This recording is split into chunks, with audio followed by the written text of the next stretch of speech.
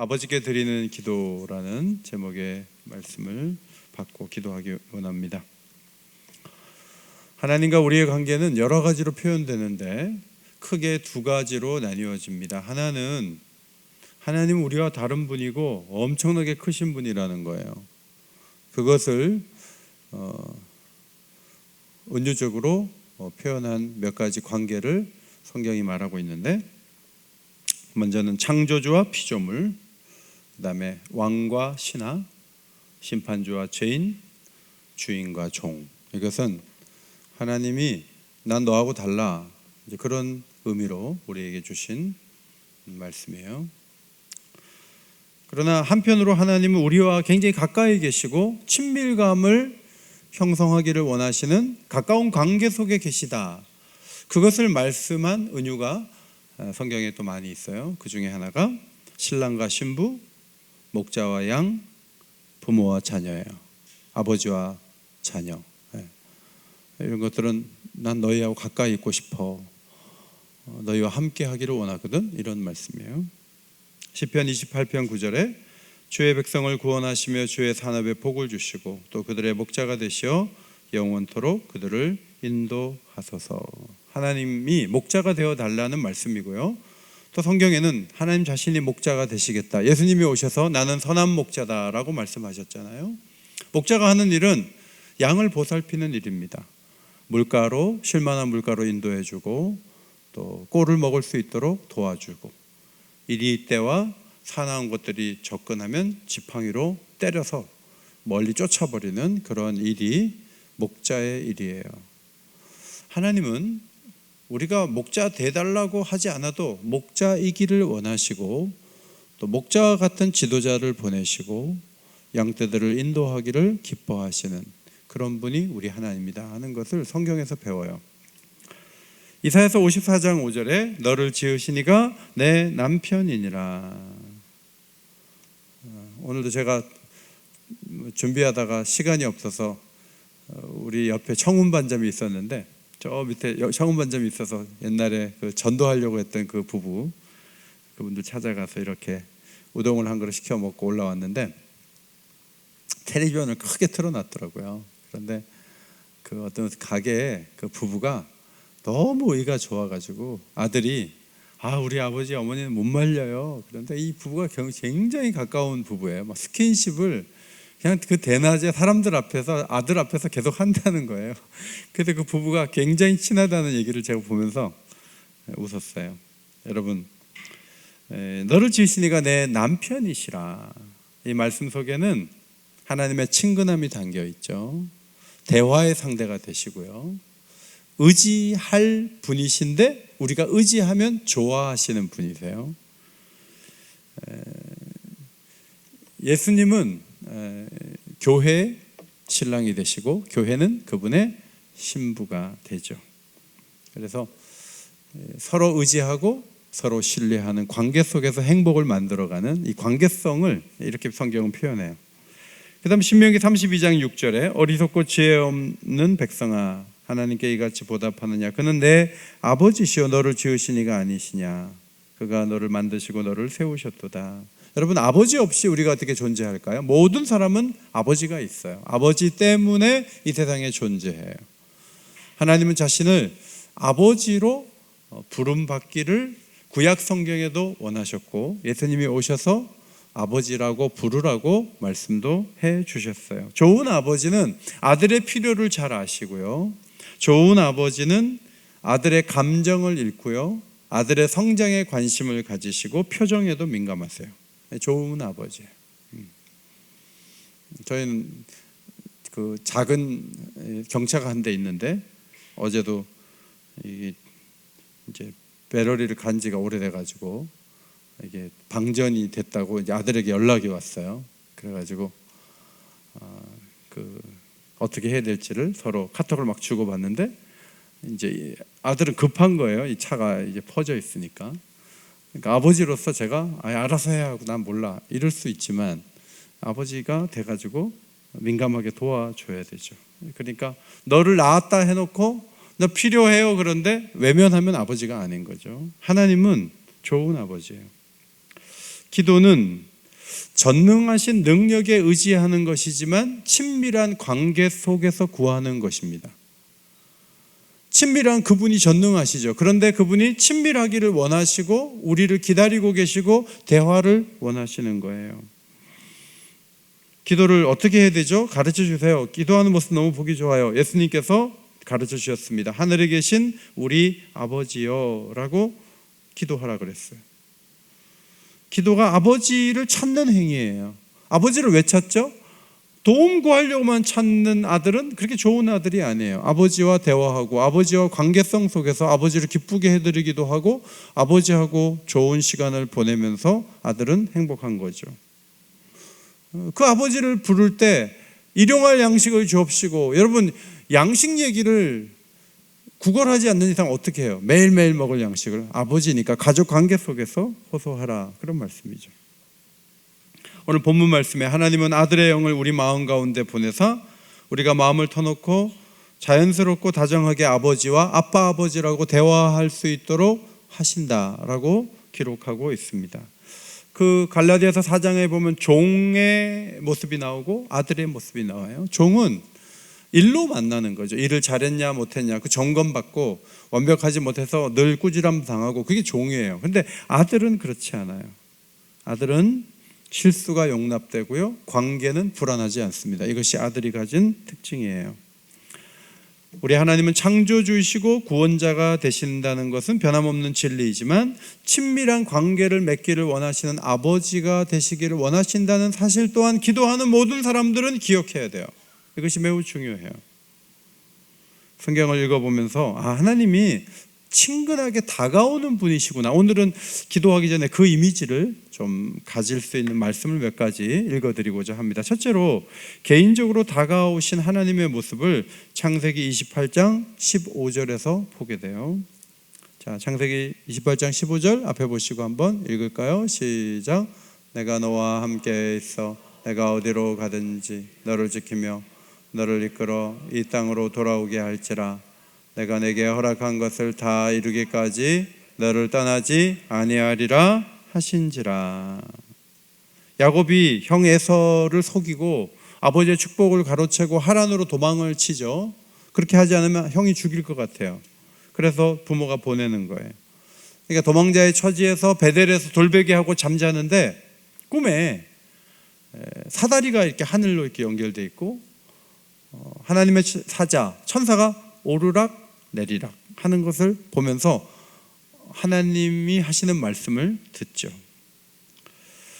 그 하나님께서 야곱에게, 잠자는 야곱에게 뭐라 그러냐면 네가 누워있는 이 땅을 줄 것이고 땅의 모든 족속이 너와 너의 자손을 통해서 복을 받게 될 거야 라고 말씀을 하세요.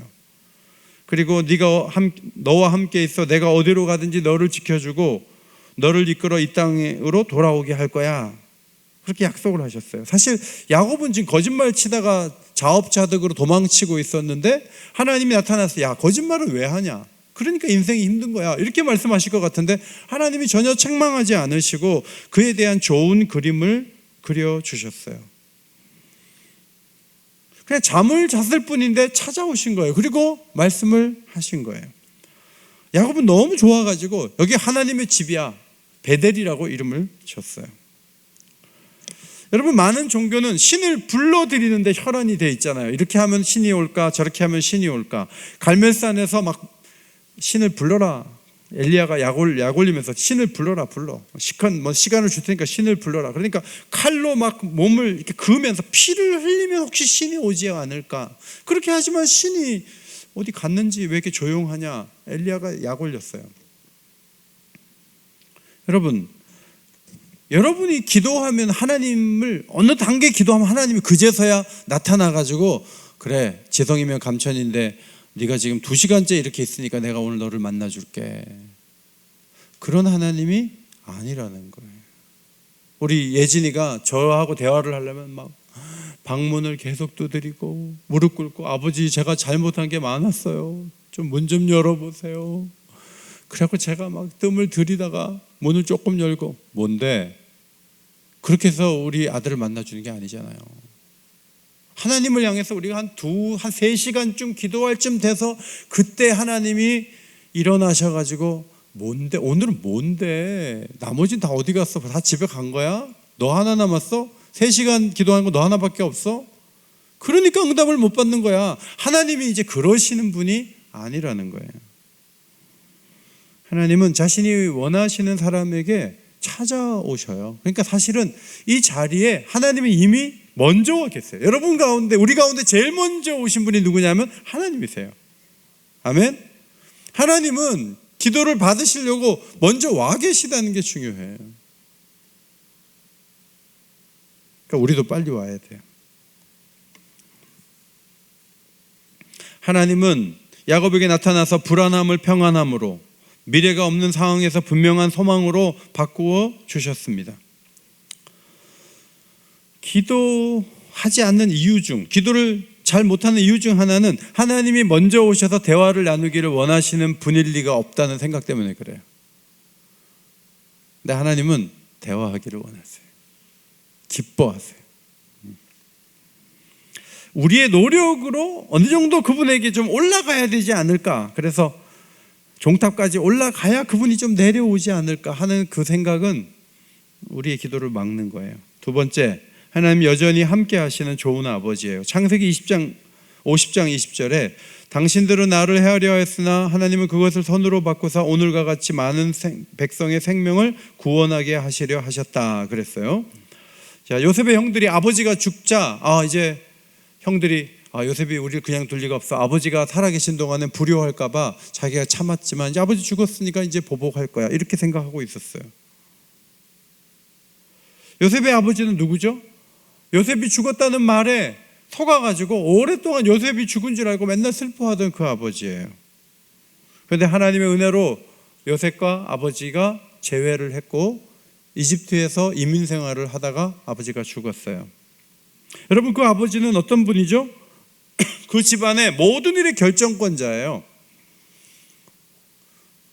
사실 요셉이 애굽에 팔려간 것도 아버지 때문에 팔려간 거예요. 아버지가 형들한테 갔다 오라 그랬잖아요. 갔는데 형들이 구덩이에 빠뜨렸다가 팔아 넘긴 거 아니에요? 아버지가 사실 거기 보내는 게 아니었는데 아버지가 보낸 거잖아요. 그리고 요셉이 잘 됐을 때 이 곡식을 받으러 가는 거 결정을 아버지가 해주잖아요. 나중에 막 아버지가 안 보내니까 베냐민 데리고 가야 된다고 유다가 나서니까 그제서야 아버지가 그냥 목숨을 내놓고 양식이 없으니까 갔다 오라고 한 거 아니에요? 그러니까 아버지가 모든 일의 결정권자예요. 그런데 그 결정권자인 아버지가 딱 죽자 요셉과 형들만 남은 거예요. 이제는 그 힘이 있는 요셉이 형들을 보복할 시간이 됐어요. 근데 요셉은 또 다른 아버지가 계셨어요. 그 아버지는 악을 선으로 바꾸실 수 있는 영원히 살아계신 아버지였어요. 그 아버지를 생각하면서 요셉은 하나님이 악을 선으로 바꾸신 분이에요. 난 당신들 도와줄 거예요. 이렇게 나온 거예요.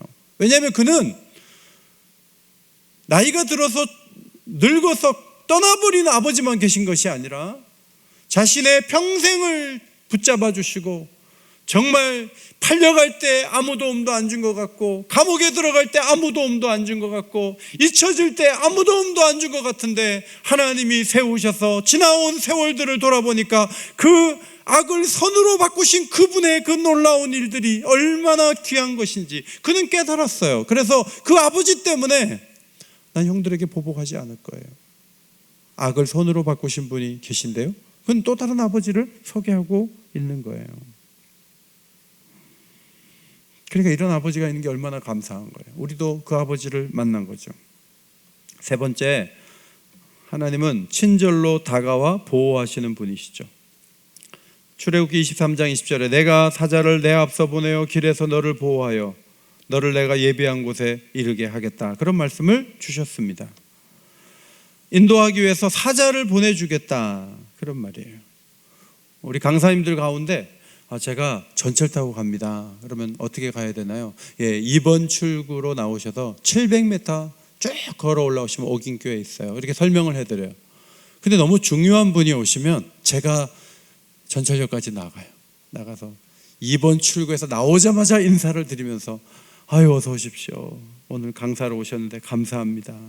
그래가지고 이렇게 교회 앞까지 모시고 와요.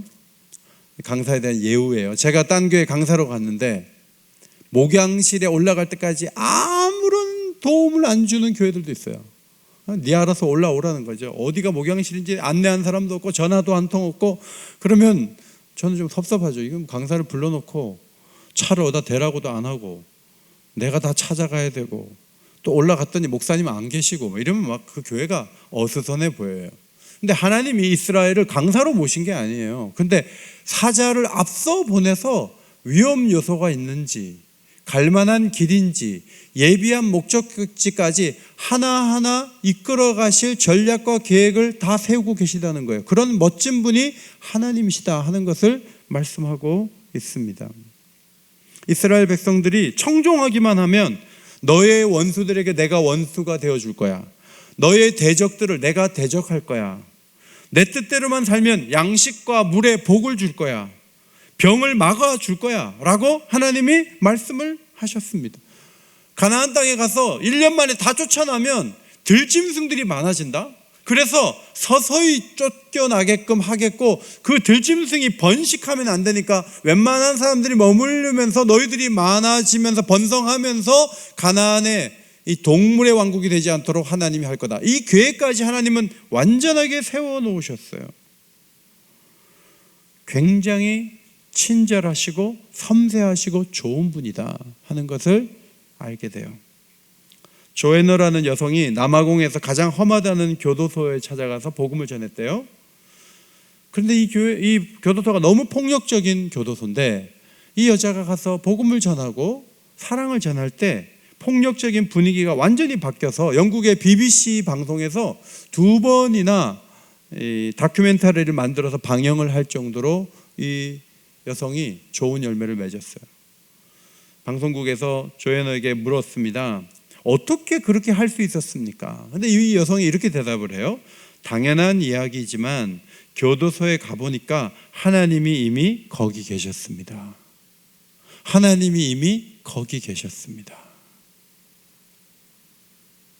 여러분, 이것은 기도에도 적용이 돼요. 우리가 막 수만 가지 방법을 써서 하나님을 찾아내는 게 아니에요. 하나님은 숨고 우리는 찾아내고 그게 아니에요. 우리가 눈을 감았는데 이미 거기 하나님이 계신 것을 깨닫고 누리는 게 기도 생활이에요. 눈을 감기 전에도 하나님이 이미 와 계신 거예요. 그것이 하나님의 축복이거든요. 한시도 우리 곁을 떠나지 않으세요. 네 번째, 하나님은 사랑이 넘치고 도와주시려는 분이시죠. 스바냐 3장 17절을 그가 너로 말미암아 기쁨을 이기지 못하시며 너를 잠잠히 사랑하시며 너로 말미암아 즐거이 부르며 기뻐하시리라 하리라. 여러분이 태어났을 때 여러분의 아버지와 여러분의 할아버지 할머니가 얼마나 좋아하는지 아세요? 저희 며느리도 보니까 인스타에다가 아이를 100일 때까지 매일 올리더라고요. 근데 그거를 보면서 할아버지 할머니가 매일 보는 거죠. 저도 하루 3번씩 봤어요. 자기 정신이 아닌 거예요. 계속 보는 거예요. 그건 뭐냐면 기쁨을 이기지 못하는 거예요. 우리가 태어났을 때 우리 부모가 다 그랬다고. 인스타그램이 없어서 그렇지 그때도 만약에 있었다면 전부 다 그 일을 했을 거라고요. 하나님이 우리를 볼 때 기쁨을 이기지 못하며 잠잠히 사랑하며 너를 즐거이 부르며 기뻐하리라. 자, 이 스바냐 3장 말씀 그 뒷부분에 뭐가 나온지 아세요? 내가 너를 너무 좋아하는데 너를 괴롭히는 사람들이 있냐? 내가 벌 줄 거야. 네가 몸이 불편하냐? 내가 자유롭게 해줄 거야. 네가 쫓겨났냐? 내가 다시 모을 거야. 온 세상에서 네가 수욕을 받냐? 내가 칭찬과 명성을 얻게 해줄 거야. 하나님이 그 말씀을 하셔요. 그러니까 이 3장 17절만 보면 엄청 좋아한다는 느낌만 받지만 뒤에 가면 모든 문제를 내가 다 해결해 줄 거야. 그 말씀을 하나님이 하세요.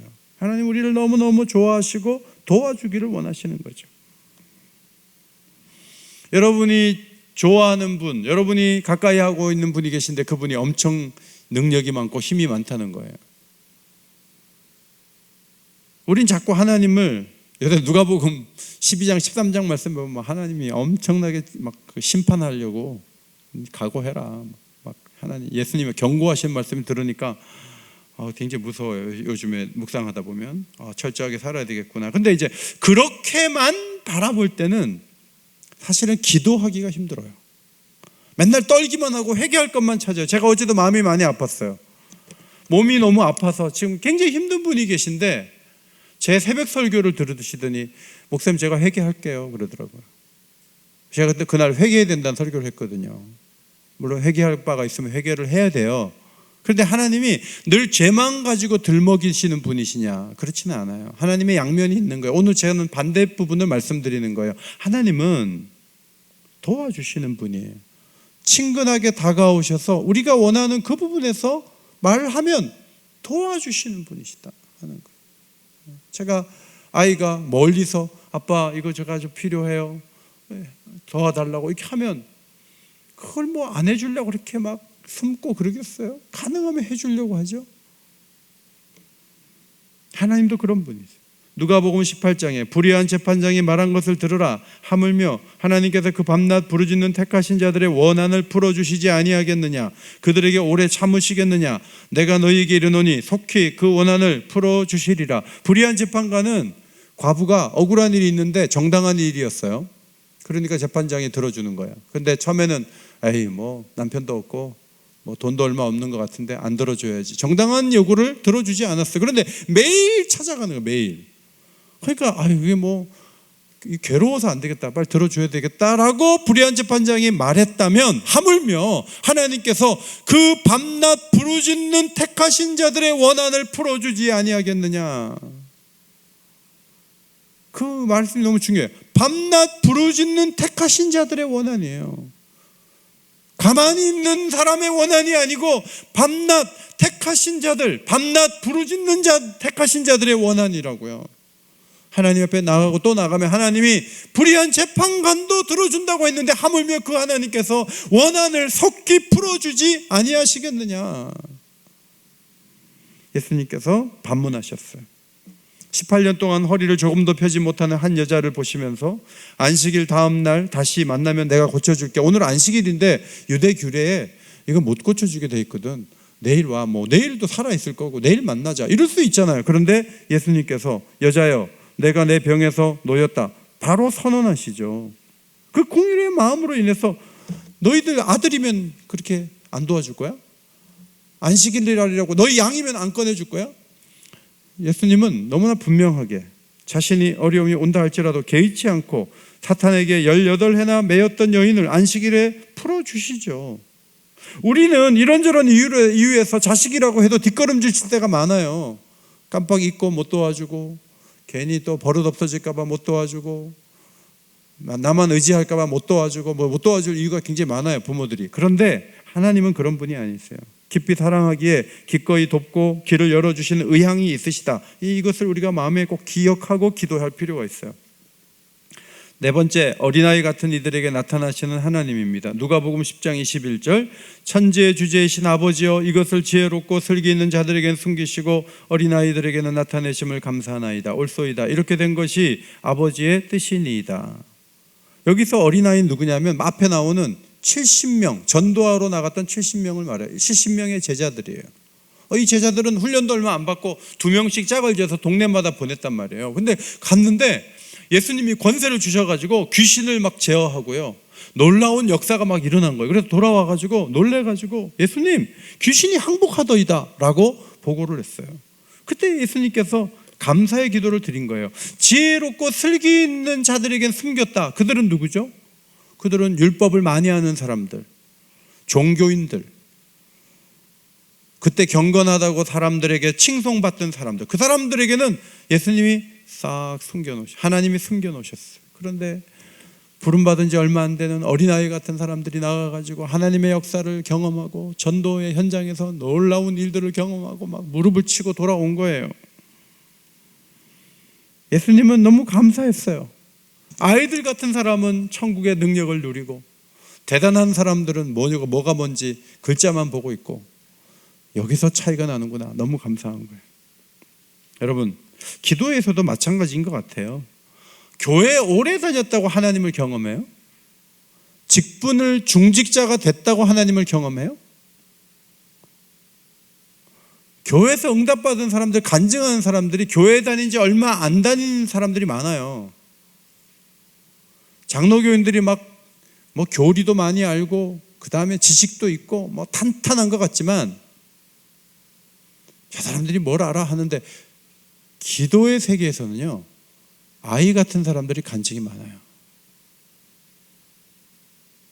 왜냐하면 그들은 기도의 현장에 있었거든요. 그들은 기도해 봤거든요.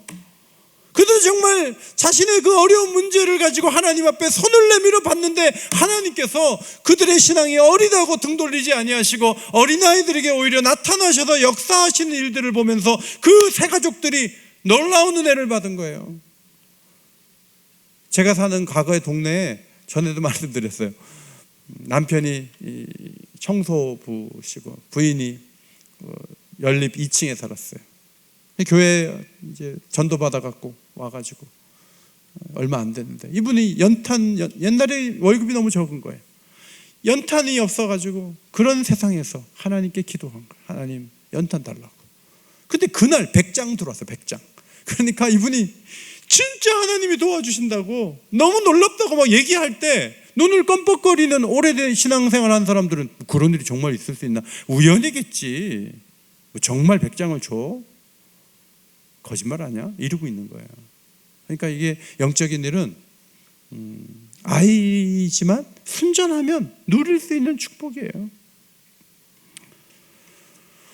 필립이 안시가 이런 말을 했어요. 기도란 하나님을 가까이 불러오는 도구가 아니라 하나님 거룩한 임재에 반응하는 방식이다. 여러분, 뭐 기도를 가지고 뭘 불러드리는 게 아니라는 거예요. 하나님의 임재, 거룩한 임재, 아이일수록 더 나은 반응을 보일 수 있다, 그런 말이죠. 기도는 선물이에요, 사실. 그런데 선물을 누가 잘 받아요? 어른들은 쑥스러워서, 아유, 나는 뭐 준 것도 없는데 그걸 어떻게 받아? 안 받을래요, 이러는데, 선물을 그냥 주는데 그냥 기쁨으로 받는 건 아이들이잖아요. 하나님과의 교제는 노력의 산물이 아니라 오히려 선물에 가깝다. 로켓처럼 쏘아 올리는 것이 아니라 유성처럼 높은 곳에서 뚝 떨어지는 것이다. 필립이 안시의 글이에요. 로켓처럼 쏘아 올리는 거 아니에요. 위에서 떨어지는 선물과 같은 게 기도다, 그런 말이에요. 오스틴 파러라는 사람은 기도가 지루하고 답답하고 힘들다는 건 그저 우리 쪽 생각일 뿐이고 하나님 편에서 보면 전혀 그렇지 않다. 사소한 몸짓이라 해도 자녀들이 선한 의도를 가지고 움직일 때마다 그분은 크게 기뻐하신다. 하나님의 임재를 보일 듯 말 듯 어렴풋하게라도 감지할 수 있다. 기도가 힘들다, 기도가 답답하다, 그건 우리 생각일 뿐이라는 거예요. 하나님은 기도를 하기도 전에 벌써 와 계시다니까요. 듣고 계세요. 하나님은 임재하신다고요. 그 믿음이 없으니까 사실은 기도하다 마는 거예요. 기도할 때 확신이 없는 거예요. 제대로 부르짖지 못하는 거예요. 왜냐하면 하나님이 안 보이거든요. 그러나 그 자리에 있다는 믿음을 가져야 돼요. 그것이 매우 중요해요. 49살 된 앤소니라는 남성이 이혼 절차를 밟고 아버지가 세상을 떠나서 뒷수습을 하느라 힘든 시간을 보내면서, 야, 이게 뭐냐, 부인도 떠나가고 아버지도 떠나가고 내가 영적인 삶을 살아야 되겠다는 생각을 했대요. 그리고 자신의 전통적인 남성상이 마음에 있었는데, 남자다운 게 뭐예요? 외국도 그런가 봐요. 누구에게도 도움 청하지 않을 거야, 결코 울지 않을 거야, 항상 논리적이어야 돼, 스스로 내가 잘 나를 통제하면 돼, 이런 남자다운 생각들을 이제는 버리고 하나님께 활짝 마음을 여는데 투자하게 되었어요. 이분이 기도를 더하고 묵상하고 경건서적을 읽고 물질보다는 영적인 데 초점을 모으면서 달려가면서 몇 가지 질문을 자신에게 던졌다 그래요. 첫 번째, 어떻게 하면 속도를 늦출 수 있을까? 여러분, 너무 빨리 달려가면요 잘 못 봐요. 막 반복하고 막 10분 단위로 막 움직이는 사람들이 어떻게 영적인 일을 해요? 여유가 없는데. 하나님을 어떻게 만나요? 속도를 어떻게 하면 늦출 수 있을까? 어떻게 하면 상황을 단순화시킬 수 있을까? 너무 복잡하면 하나님의 임재를 누릴 수가 없어요. 세 번째, 어떻게 하면 터놓고 말할 수 있을까?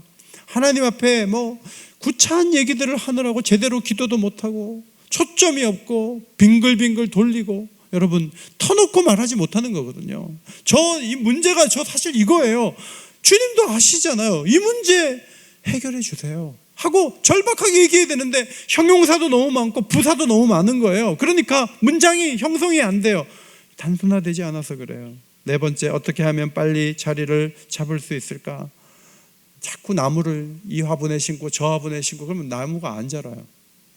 마음이 여기 갔다 저기 갔다 하면 어떤 원칙을 가지고 뿌리를 내리지 못하는 거예요. 그래서 쭉 가야 되는 거죠. 빨리 자리를 좀 잡을 수 있게 해주세요. 자리를 잡아야죠. 선교사로 나갈까 목회를 할까? 작년에는 선교사 나가고 싶었는데 올해는 목회하고 싶고 내년에는 또 선교사 또 나가려고 그래요. 그러면요, 이게 준비도 안 되고요, 굉장히 엉성하게 일이 되는 거예요. 한 길을 쫙 가야 돼요. 그래야지 이 은혜가 강력하게 오거든요. 다섯 번째, 어떻게 하면 방패와 가면을 내려놓을 수 있을까? 아무 문제 없는 척 하지만 사실 문제 많거든요. 가면을 쓰고 앉아 있어요. 그러면 무슨 성장이 있겠어요? 기도하면서도 가면 쓰면 하나님이 어떻게 도와줘요? 가면을 벗고 얼굴을 그대로 보여드려야 돼요. 그러면 하나님이 안 도와주시겠어요? 너 얼굴이 왜 그러냐? 여섯 번째, 어떻게 하면 더 유연한 태도를 가질 수 있을까? 경직돼서 유연하지 못한 것. 일곱 번째, 어떻게 하면 공동체를 더 잘 섬길 수 있을까? 너무 자기 개인에게만 초점을 모으지 않고 공동체를 생각하고 공동체가 잘 되는 쪽으로 생각이 가는 것. 이런 생각이 있었다면 더 좋은 결정을 과거에도 내렸겠죠.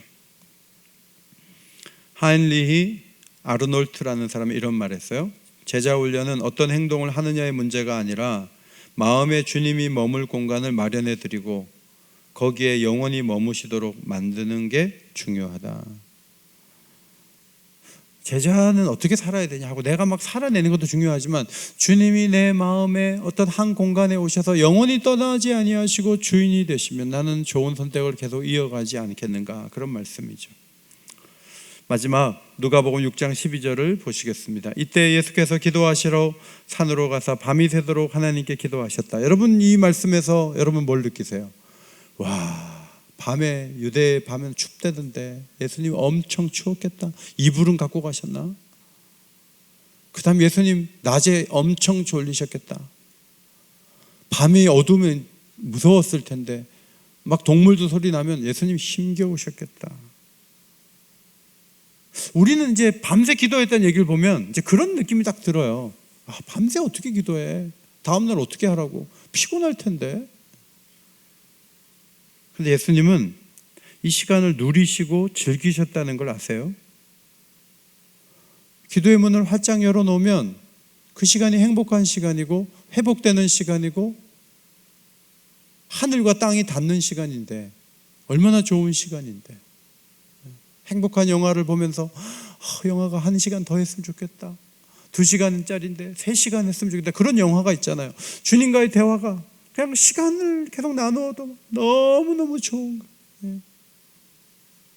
결혼을 빨리 이렇게 결정하시는 분들은 아니 어떻게 이렇게 결혼을 빨리 결정했어요? 첫 만남에서 6시간 대화했고요, 다음 날 4시간 또 대화하는데 5분 같았어요. 여러분, 그러면 결혼할 수 있는 거 아니에요? 여러분, 하나님을 너무 사랑해서 막 2시간 기도했는데 10분 같았어요. 그러면 진짜 뭔가 이제 누리고 축복된 자리에 있는 거예요. 그런데 거꾸로 된 거예요. 10분 기도했는데 2시간 같았어요.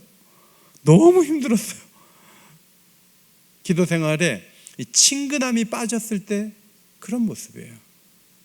오늘도 이 저녁에 우리가 기도할 때 하나님을 좀 친근하게 가까이 하고 하나님을 찾는 좋은 기회로 삼으시면 좋겠어요.